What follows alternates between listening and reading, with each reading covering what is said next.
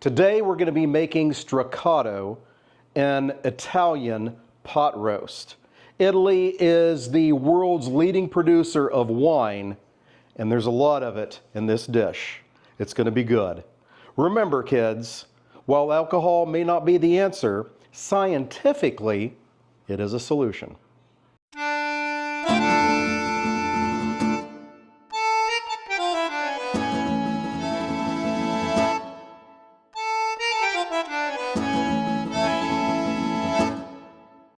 Greetings and welcome back to the Galley of the Sun.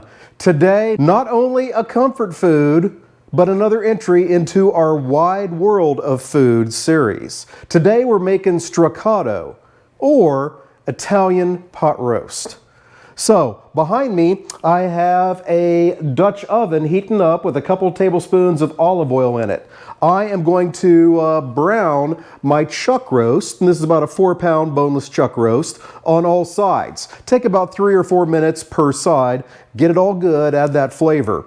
The other thing I need to get done right at the beginning is I have 2 ounces of porcini mushrooms here, or porcini, however you pronounce it. So, I'm going to take my 3 cups of hot beef broth, pour those in there, and get those to reconstituting. Now, you see a bunch of ingredients in front of me.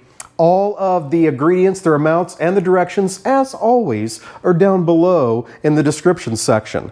I won't be talking a whole lot of amounts as I go along because, hey, maybe I had some extra celery sticks that I might as well throw in here, or maybe my carrot was huge so I didn't use as many, whatever. But if you want the recipe, it's down below. You can trust that. So, porcini mushrooms, getting reconstituted. We're gonna get our chuck roast out and get it seasoned with salt and pepper on all sides, and then chuck it into the Dutch oven.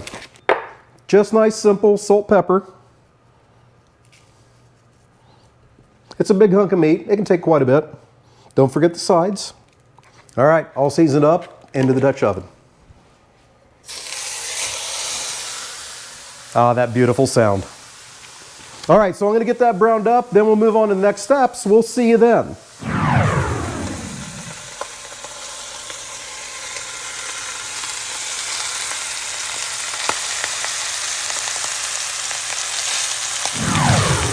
So finishing up browning the last side of our chuck roast, I'm going to take our heat down to medium. We're going to remove the chuck roast, set it aside, and then in goes our finely diced onions, our finely diced celery, our finely diced carrots, and our diced pancetta. Now we're going to cook these for 6 to 7 minutes, making sure I'm scraping the bottom of the pan to get that fond up.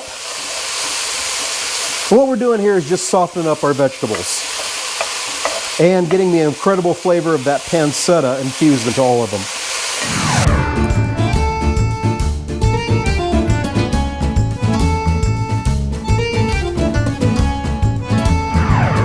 Vegetables been cooking for about 7 to 8 minutes. Now I'm going to add the minced or chopped garlic. Give that a good stir and let it go until it gets aromatic. Should take less than a minute. And if that aroma right there doesn't already get your taste buds tingling, now goes in 2 cups of a dry red wine. We're going to bring this to a boil and let it go for about 2 or 3 minutes until the next step. Oh, wow. So I'm not a wine guy.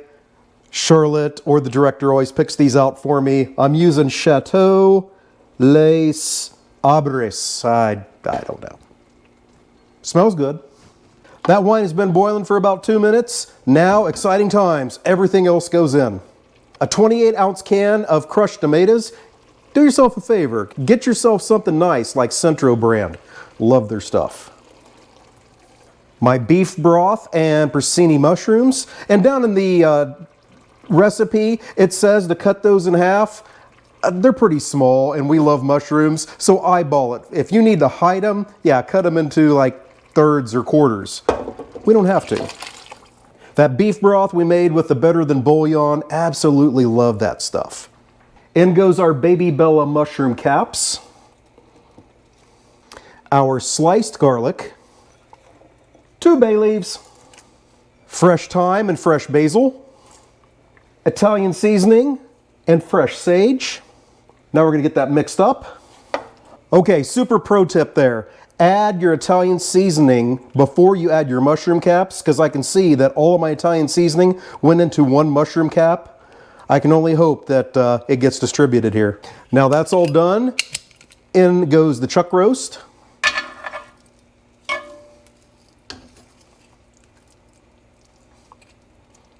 Get that nestled in there. And you definitely don't want to lose any of those juices. So make sure those go back in there. Now, I'm going to cover this with foil. My oven is preheated to 375 degrees. Cover it with foil, put the lid on, chuck it in there, leave it alone for 3 hours. We'll see you after that and find out how good we did our Italian pot roast.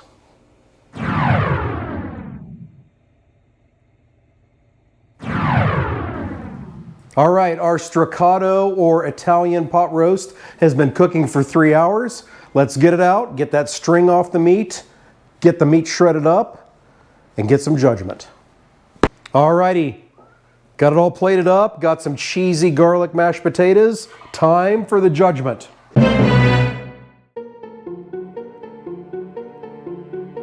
With thyme on it. With thyme on it.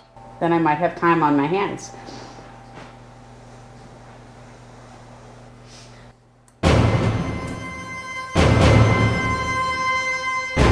How'd we do? On its own, it's really tasty. It's got a lot of flavor. Let me just try it with a little bit of the taters. Precious. That's really good.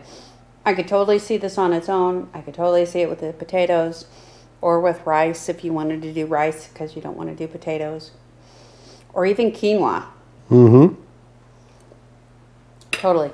All right, there you go. This is a winner. Italian comfort food. Give it a try. Hey, thank you so much for joining us. Until we see you next time, fair winds and following seas.